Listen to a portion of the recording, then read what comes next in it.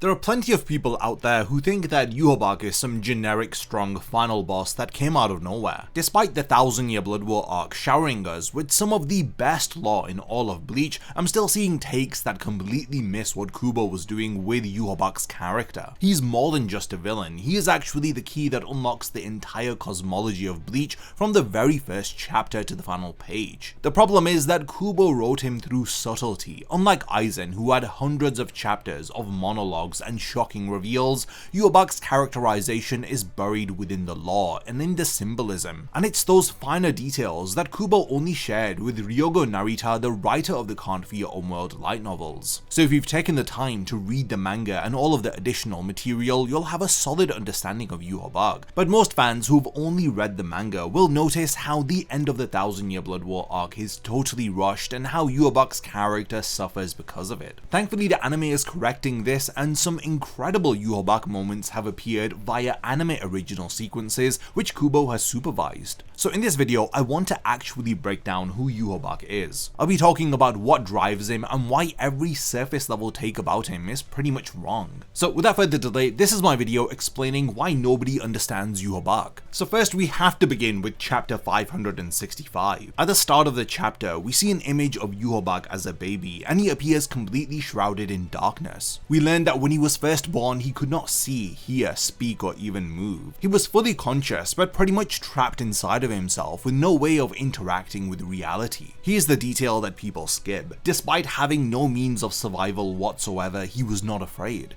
He wouldn't have cried even if he could, because on some instinctive level, Yhwach knew that he would continue to live. These were the first signs of Yhwach being somebody who was born understanding that his existence would persist regardless of the circumstances. The people who gathered around him discovered that touching this child would heal them. The blind were able to see, those with missing limbs had them grown back, and individuals who were lonely had their hearts filled. And so people naturally started to worship Yhwach. He received his name from these very people who had named him after their god, and they had treated him like some sacred treasure. Kubo here is drawing parallels to Jesus, specifically the miracles of Christ where he healed others with his touch. But there's a crucial difference that the story never lets you forget.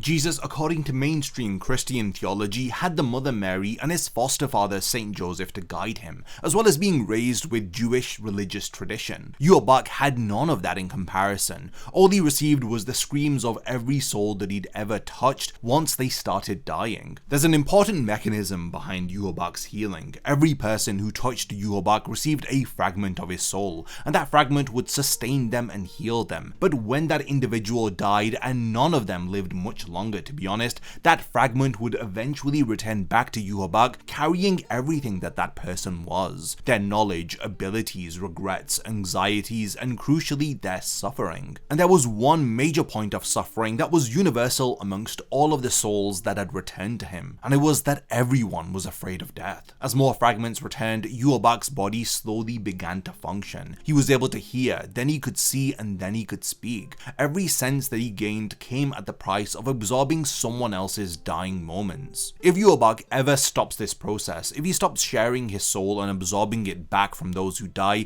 then he reverts back to the way that he was when he was born. Chapter 565 is explicit about this. He goes back to being that senseless, helpless infant in the darkness. His existence is permanently tied to the deaths of others, and that contradiction is the foundation of his entire character. The man who hates death more than anything in existence literally cannot survive without it. Yhwach's a messianic figure who was born with godlike attributes, which is why, unlike Aizen, he doesn't need to transcend to the level of God. He was born at that level. The mechanism of his divine nature is totally parasitic. He gives, then he takes back with interest. It's like making a deal with the devil dressed in the robes of a savior. Now remember earlier I spoke about the lore that was hidden within the light novels. We're about to dive into all of the information that's going to help us to not just have a surface level reading of Yhwach's character. We're going to be actually understanding what he's doing and why he's doing it. At least over 1 million years ago, which is the documented lifespan of the Soul Society, before Yhwach was born, reality was a single unified existence. There was no Soul Society, Hueco or the world of the living, no concept of death or an afterlife. The Can't Fear on-world light novels explains that the primordial world was in an ambiguous state where souls existed and reishi circulated freely. When hollows began to devour human souls, that circulation stagnated. In response to this, a special entity was born to fix the problem. That entity could destroy hollows and transform them into sand made of reishi, allowing the circulation to resume. This individual was of course the Soul King, the father of Yhwach. The world had a funny way of thanking their savior, as the ancestors of the great noble families, with the help of Ichibei, they had ambushed the Soul King. They mutilated him, severing his limbs, ripping away his senses, and sealing him inside a crystalline prison. The Soul King could not see, hear, speak, or even move, pretty similar to the way that Yhwach was born. This lifeless version of the Soul King, which was neither dead or alive, was used as a linchpin to hold together the newly formed 3 realms that the ancestors of the 5 great noble families had carved out from the primordial world. So with the birth of the world of the living, the Soul Society, and Hueco, the very concept of death was also created. Every soul that has ever feared dying is experiencing the downstream effects of this original act of betrayal. The original sin of the Soul Society mirrors its Abrahamic namesake perfectly. Christian doctrine holds that humanity is born into a state of inherent sin from the fall of Adam and Eve. Within Bleach, every soul is born into a fractured reality created through an act of cosmic betrayal. That's the original sin of the Bleach universe, and Yhwach knows everything about it. Urahara also knew it, and Aizen also knew it. The light novels and the 1000-Year Blood War arc anime both imply that Yhwach was more passionate about freeing his father and ending his suffering than just simply wanting to create a new world with no death in it. Ichibei himself speculates this, which makes Ichibei's decision to parade his father's severed arm in front of Yhwach during their confrontation that more vile. During an anime original flashback sequence, in episode 24 of the new Bleach anime, Ichibei personally travels to the human world to negotiate a truce with Yhwach. He proposes that the Quincy can expand peacefully as long as they don't interfere with the Shinigami's balancing work, and Yhwach refuses Ichibei's request. He calls it a deception. People read the scene and think Yhwach is just being aggressive, but look at what Ichibei is actually asking here. He's asking Yhwach to be complicit in the system that tortured his father for 1,000,000 years.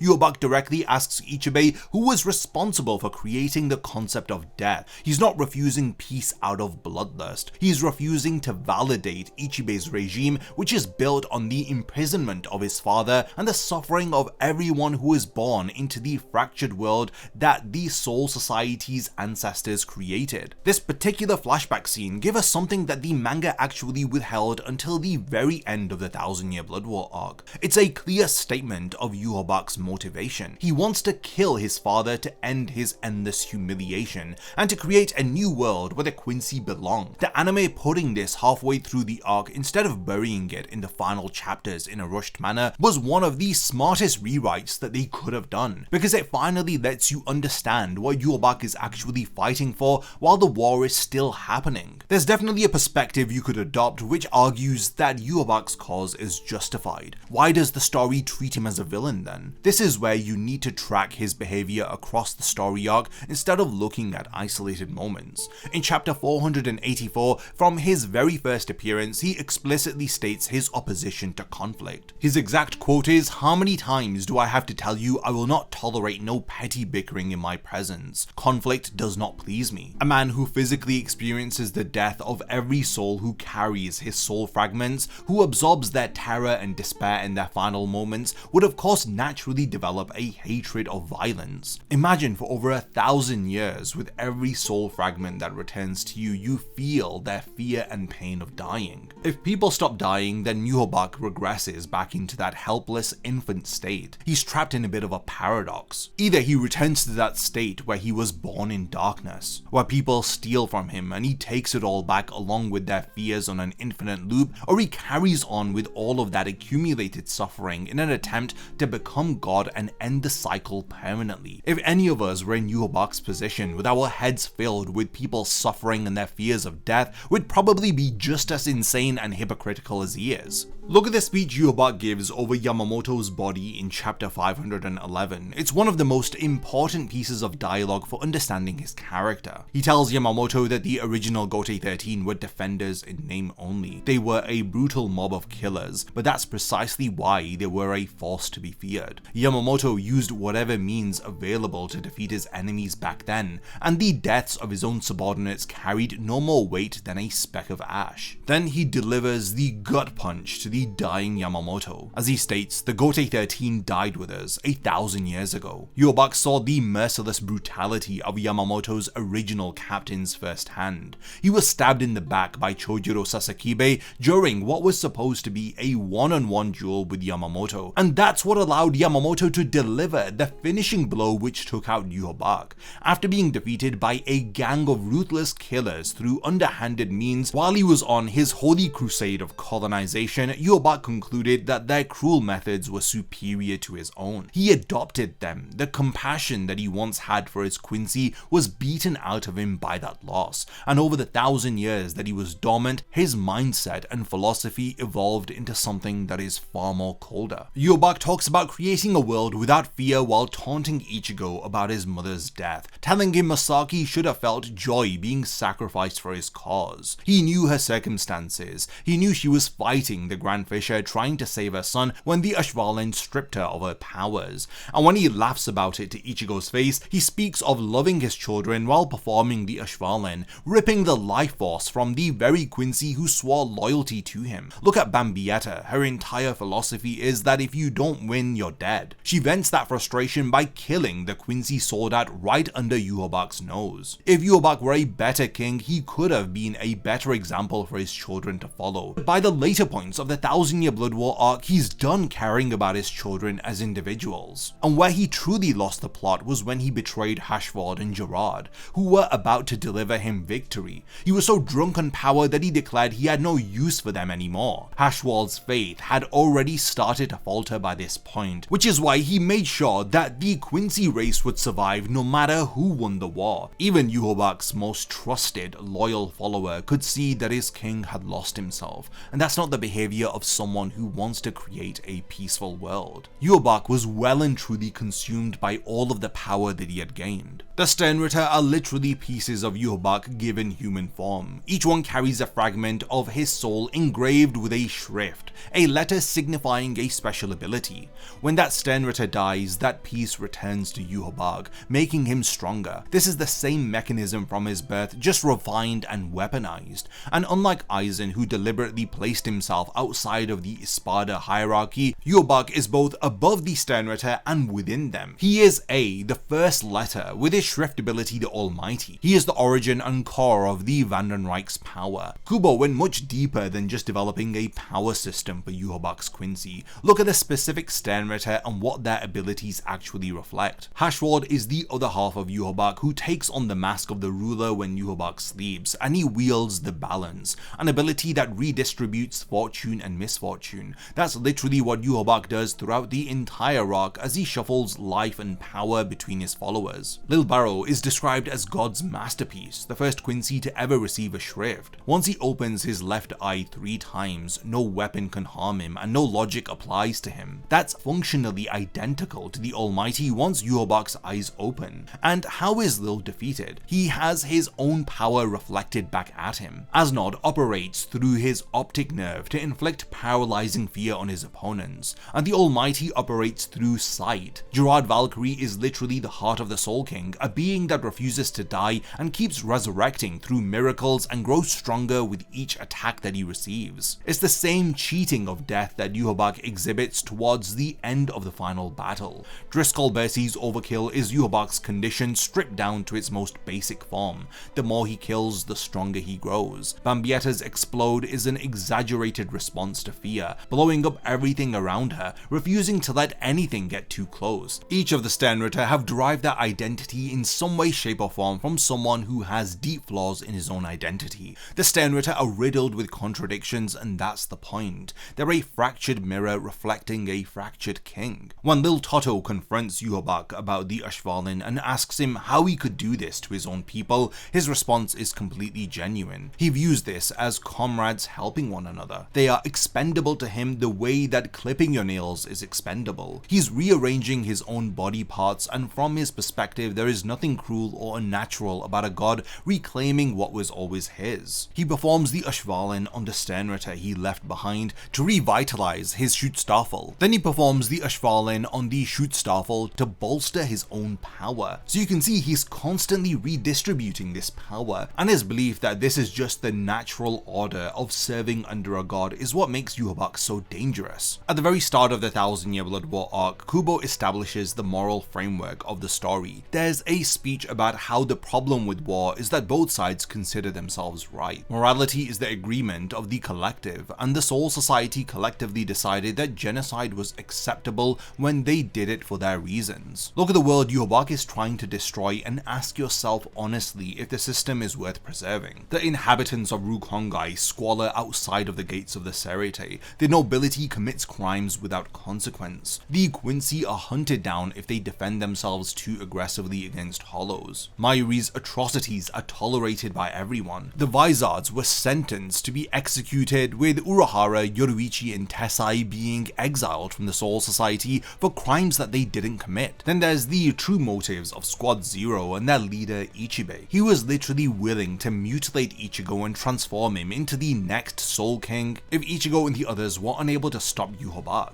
And this brings us to the founding act of the Shinigami's civilization, which is the torture and imprisonment of an innocent being, the Soul King. Uryu's grandfather Soken Ishida had a understanding of this, but he was unable to follow Yhwach because there were things in the existing world that he cared about. He'd seen so many Quincy die unnecessary deaths from hollows and Shinigami, and he understood that Yhwach could never forgive the world as it is. This is why he left those notes behind within his journal, which Uryu and his father had read so that they could prepare to stop the Quincy Emperor. Everybody is fighting against Yhwach because the people that they love exist within this messed up system. Had Yhwach simply revealed the truth about the original sin to the Gotei 13, he walked into the Serete and told them exactly what Ichibe did to his father, I think it would have caused a massive moral crisis with the Shinigami. This then brings us to Old Man Zangetsu, who's the single most important piece of evidence for understanding who Yhwach used to be. The spirit who called himself Zangetsu is a fragment of Yhwach from 1,000 years ago. He was passed down through Masaki's Quincy bloodline.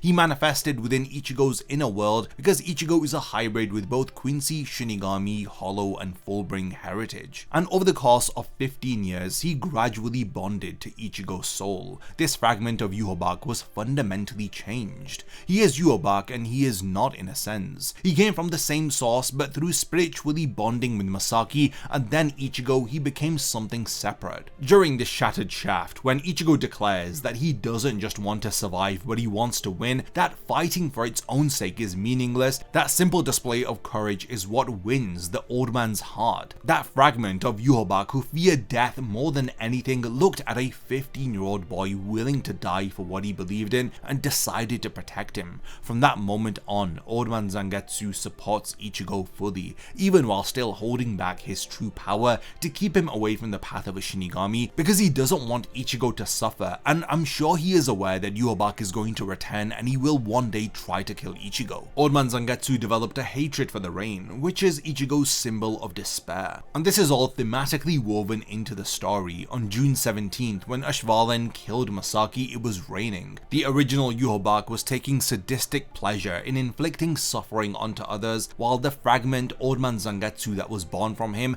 was absorbing Ichigo's anguish and suffering, and he was being moved by it. There's a detail about Tensa Zangetsu during the Deicide arc that ties directly into Yhwach's character. Tensa Zangetsu, who resembles a younger Yhwach, refuses to teach Ichigo the final Getsuga Tensho because what he wants to protect is not what Ichigo wants to protect. He shows Ichigo the state of his inner world. What was once a towering skyline filled with hope has been reduced to a a tiny town sunk at the bottom of the ocean. It is completely submerged, with the rain stopping. The town is peaceful, but there's no room for hope or progress here. It's utterly stagnant. This is Yhwach's utopia. It's a world where nothing hurts anymore and nothing grows either. Man Zangetsu is actual proof that a different path existed for Yhwach. He represented a version of him that was exposed to genuine human connection and was transformed by it. That piece of Yhwach within Ichigo conquered the same fear of death that entirely consumed his original self. This is way more than just a thematic detail. It's Kubo explicitly showing us the man Yhwach could have been if his existence had more to it than just absorbing the suffering and the fears of death of others. After the still silver arrowhead from Uryu temporarily nullifies Yhwach's power, Ichigo is able to cut through him in chapter 684. Yhwach's body begins to liquefy into spiritual energy because by this point, the line between Yhwach and the Soul King has been completely blurred. But before getting into that, let's talk about the still silver arrowhead for a second. When Yhwach performs the Ashvalan on a Quincy, it creates a silver blood clot of stillness within their heart. This clot is what eventually kills the victim of Ashvalan. Ryuken Ishida performed an autopsy on his wife Kanai Katagiri's body. He extracted that silver clot and he forged it into an arrowhead. The collective vengeance of every Quincy whose life Yhwach stole was crystallized into that one weapon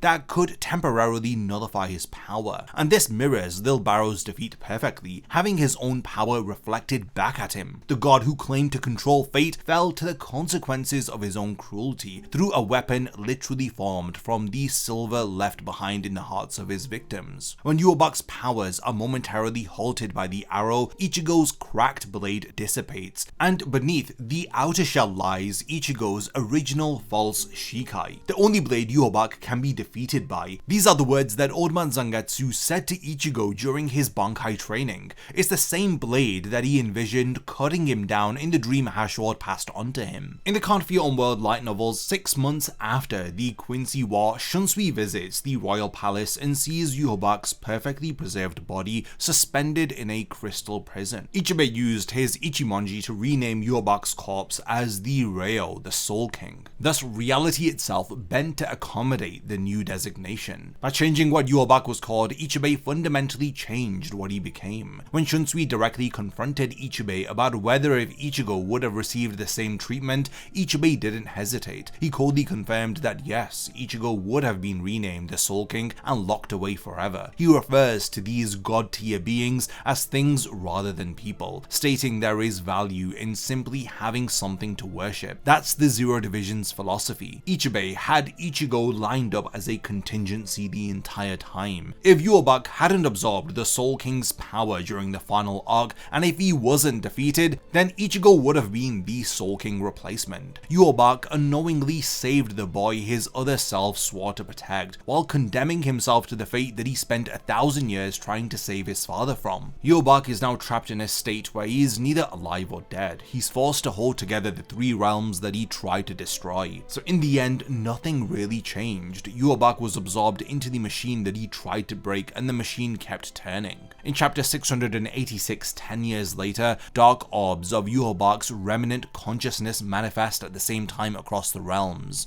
These fragments somehow still persist even after everything. When Kazui, Ichigo's son, reaches into one of these globules, the energy dissipates everywhere. Aizen confirms that the last of Yhwach's power is finally gone. A child's touch was all it took to close the door on the last trace of him. We don't know exactly why Kazui's touch had gotten rid of these last remnants of Yhwach's power, and we don't know if this globule of power had any residual effect on Kazui himself, as we see within the No Breeds from Hell one-shot chapter, with him opening portals to hell thinking that they are portals to the Soul Society. But yeah, that's a discussion for a totally different video. In the final chapter of Bleach, Aizen delivers the line that serves as the thematic answer to Yhwach's entire philosophy. He tells Yhwach that fear certainly would not have existed in the world that he wished for, but in a world without the fear of death, people would have no reason to search for hope. They would persist simply by being alive. Persistence while fending off the fear of death is something entirely different. Humans have a word for this which they call courage. This isn't Bleach saying that Yhwach was wrong about the world being broken. It's saying that his solution would have removed the conditions that make life meaningful. Without the fear of death, there's no need for courage. Without courage, there's no heart, and without heart, there's nothing that makes life worth living. Yhwach wanted to end suffering by removing the conditions that cause it, but those same conditions are what make joy and love and connection possible. Ichigo embodies the counter-argument to Yhwach within his entire existence, with him carrying that fragment of Yhwach's soul whose mother was killed as collateral damage of the Ashvalin, who grew up under a sky darkened by grief that he didn't understand. Despite all of this, he chose to face all of his despair with courage rather than try to erase it. Yhwach saw Ichigo's power and believed it was his to reclaim. While the Almighty helped Yhwach to stop any and all abilities, there was one thing that it was unable to stop, and that is the courage within people. This is something that the Almighty would never be able to reach. So yeah, we have now reached the point of the video where I want to hand over the discussion to all of you. Do you think that Yhwach was right about what was wrong within the world of Bleach? And do you think that Man Zangetsu is proof that Yhwach could have been saved if he went down a different path? If there's anything that I've forgotten to mention about Yhwach's character, then let me know by continuing the discussion in the comments. And lastly, thanks for making it to the end of this one, and I look forward to seeing you in my next video. A massive thank you goes out to all of my amazing Patreon supporters for helping to make this video possible. If you also want to support the channel and see your name in the end of my videos, then check out my Patreon, which has loads of perks like early video access and so much more. Thank you for sticking around till the end of the video, and whatever you contribute will mean a lot to me.